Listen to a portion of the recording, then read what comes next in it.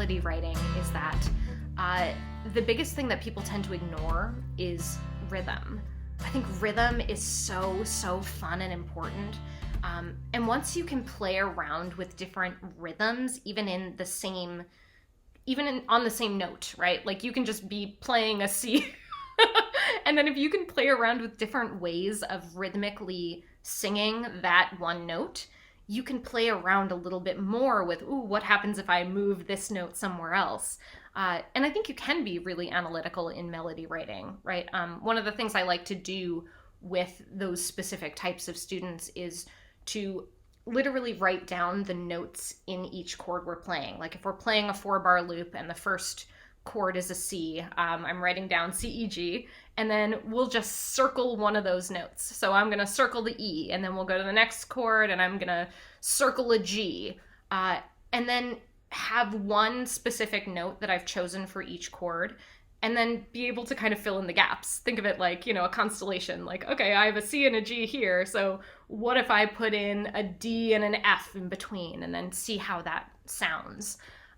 So I think there are lots of really fun ways to kind of make melody writing a little less nebulous, and just have it be a really fun process. Before we move on, I just wanted to let you know that the full version of this interview is in our membership site, which you can learn more about by tapping the little I on the upper right-hand side of the screen. And I've also got a link for it below this video. Also in that little I and below the video as well, I've got a couple of free songwriting cheat sheets for you, so you can grab those there as well. I think that idea that you said about actually writing out the chords underneath, if you know the chords that you're playing first, could be such a great way to understand what. I mean, first of all, it's just such so often you're going to use a note from the chord in your melody, right? So like, absolutely. So that's just a great way to start, just because of that. But even aside from that, like you said, C, E, G, if you have those three possible, melody notes, 3-point, right? Yeah, just so you have those over a chord, then you can, if you play in each one, you get an idea for what that sounds like over that chord. Right. It's like, oh, what does the fifth sound like over that chord? What is the root? What is the third? Right. So then it's like, how those notes making your melody feel. And then when you throw in rhythm, like you said, it's just a whole other ball game as far as potential. And that's where it can go in any number of directions, because there are 12 semitones, right? Like there's not much to choose from. But then once you add rhythm into the mix, and once you add, different chord progressions and different chord lengths and all those things, like harmonic rhythm as well, it becomes, more and more and more complex, and you get more and more possibilities. So there's just so much to choose from and so much to play with. And then, like you said, you can pick notes that aren't in that chord. What happens if I play an F during this C major chord, and you go, ooh, that's pretty. That sounds a little different. So you can start playing with notes that are not in the chord. I think really any note that's in the scale is going to sound interesting with that chord. And you're just creating chord extensions with your voice. And I think that can be really fun too. And that's a great place to go if you're stuck as well. To just play with, those little tiny chord extensions to see what kinds of melodies you can create that you might not have thought to create.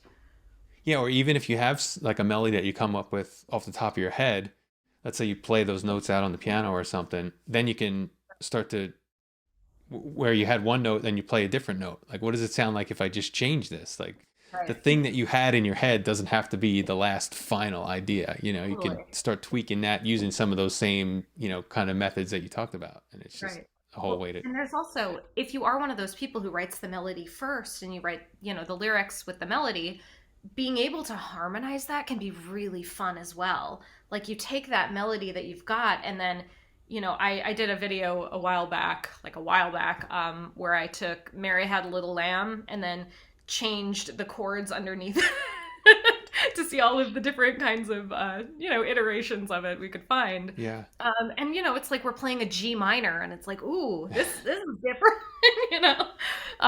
So I think that can be really, really super fun to think about, like, what different reharms we can use to make this sound different or more interesting. They did those, like, reharm the news things. Have you ever seen those where they take a news anchor is speaking and then someone plays the chords underneath? Yeah. So I think there are lots of ways to play. And again, it's songwriting is a big bubble, and any entry point is worth it. Where should people go to learn more about you or check out your tips and all that kind of stuff? You can check out my YouTube channel, April Keys, Keez, April like the month. And my my website is aprilkeys.com, and you can find any of my music on Spotify, iTunes, Apple Music, any of the places. And my record that I came out with is called Mountain View. So I hope you found that information useful. If you'd like a lot more ways to improve your songwriting, I've got a couple of free cheat sheets for you that you can download by tapping on the screen here. Also, if you have not yet subscribed to this YouTube channel to stay updated on our latest songwriting videos, you can tap our logo on the screen for that. And there's also a link on this screen where you can hear the song that I played for you in this video and the song that you're hearing right now. So thank you for checking this one out. I'll talk to you in the next one.